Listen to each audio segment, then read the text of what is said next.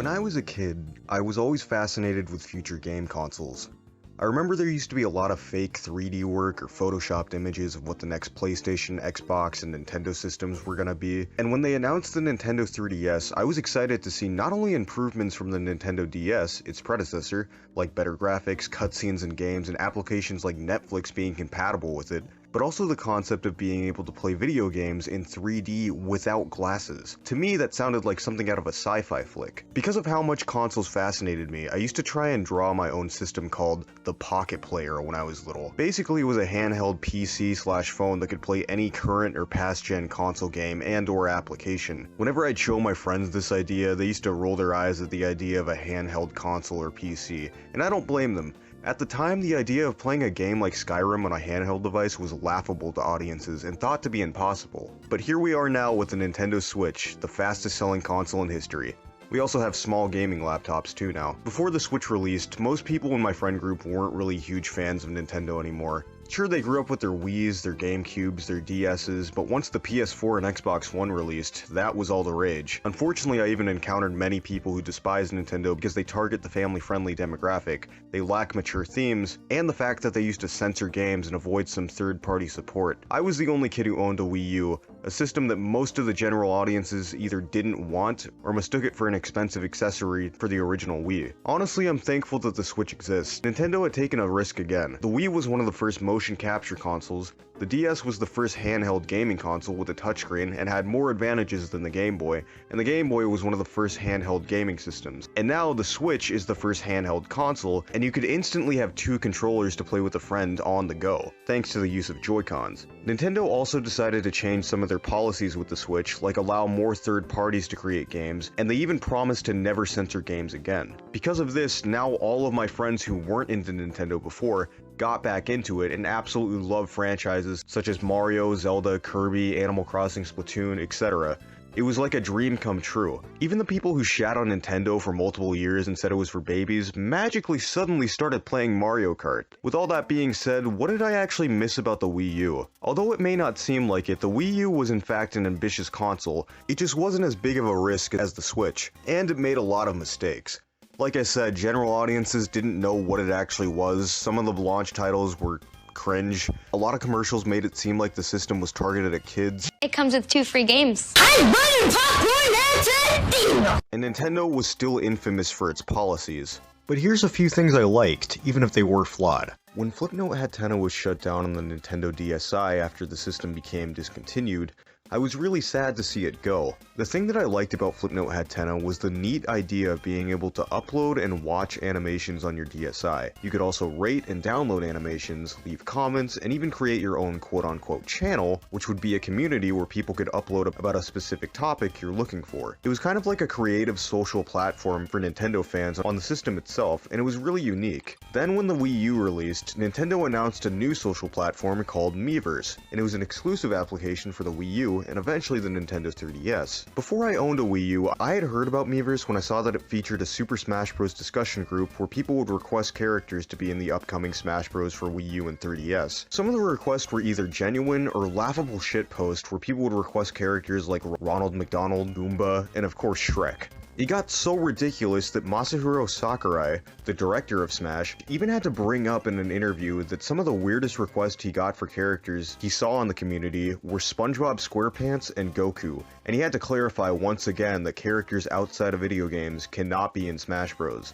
That's pretty funny. When I had finally gotten a Wii U, I realized that that's pretty much what Miiverse was, an application meant to be a social platform for game communication where you could join a community for a specific game, draw fan art, post a screenshot of the game you're playing and talk about it, ask a question, create a discussion, etc. But most of the people using the app were there to shitpost. I significantly remember the YouTube community was pretty much the place to go off topic. When Five Nights at Freddy's was huge, people would spam fan art of that to the YouTube community. People would draw fan art of anything on there. There was a way you could post something independently on Miiverse without posting on a community, and it was specifically meant for going off topic, but many people didn't use it because 1, unless you had a bunch of followers, no one was going to bother checking their activity feed and looking at your post, and 2, a couple of other infamous reasons.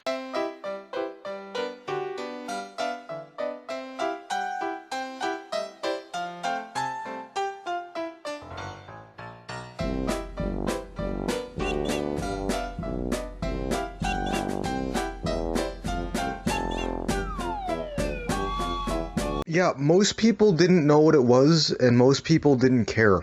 All the online roleplay and internet dating was so bad on Miiverse that Nintendo had to make new policies on the app, like limiting posts and comments to 30 per day, and completely banning the activity feed, which many were using to post NSFW because hardly anyone would report it to the admins, considering those weren't full-on public posts on communities. Also, something irritating on this app was that on rare occasions, someone could report your post and the admin bot would delete it, even if there was nothing wrong with it. Luckily, you can respond to the bot telling them you were actually following community guidelines.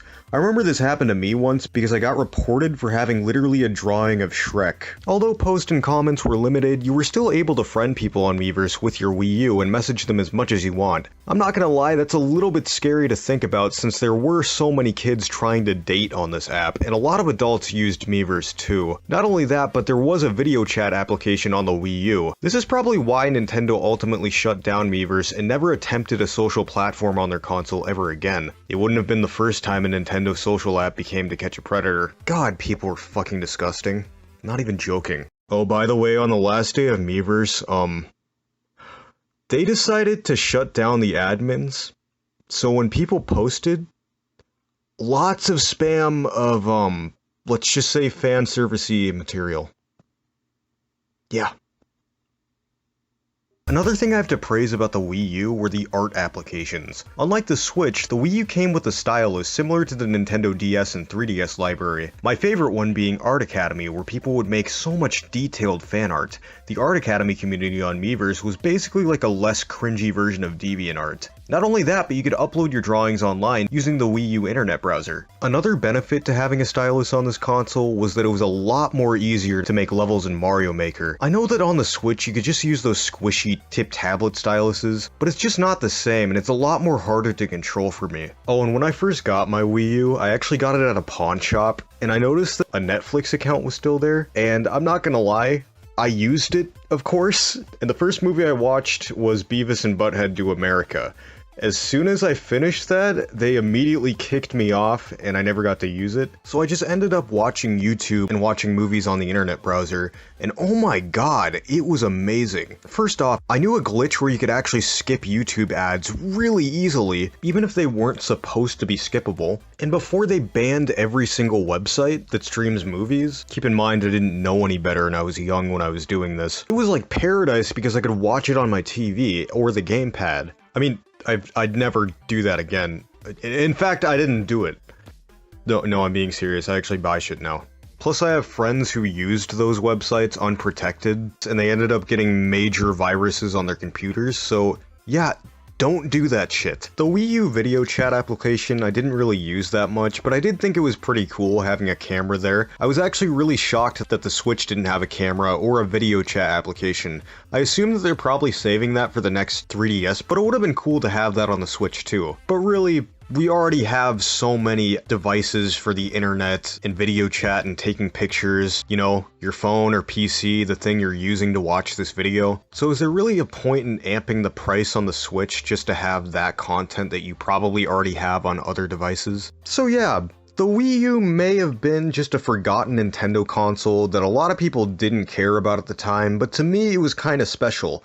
I've been talking a lot about the applications, which, again, I do really enjoy. I sometimes kind of miss using Miiverse to review movies and cartoons and stuff, which now I do on YouTube, but I do have nostalgia for it. A lot of the games on the Wii U have now all been ported to the Switch, but when those were on the Wii U, it was pretty special at the time. Splatoon was an all-new thing that was really cool. Bayonetta was an all-new thing that was really cool to see on the Wii U, plus its sequel. Playing Smash Bros. Online for free was also really freaking cool, and that was still during a time when Nintendo didn't make you pay for online service. Personally, I think the better option would be if Nintendo created some sort of data service just like on your phone, so you could play online even when you're at like a friend's house or something. That to me would be worth paying $20 a year for, but I don't hate Nintendo Switch Online. It's understandable why they would make you pay for it. But again, I do miss when it was free. I also really miss playing Super Mario 3D World. Like, I love Odyssey and all, but 3D World had so many levels and so many collectibles in it. Can we get that ported to the Switch? And I want to play that with friends too. I never really got to play that with friends. I guarantee that if it came out on the Switch, I'd have so much more people to play it with. But yeah, the Wii U will always have a special place in my heart. Give your comments down below about your nostalgic memories about a game console or the Wii U itself. I think that'd be super relatable. Comment something cringy that you remember being posted on Miiverse. There were so many laughable ones. And yeah, like always, I'm Stir, and I don't know how to end video.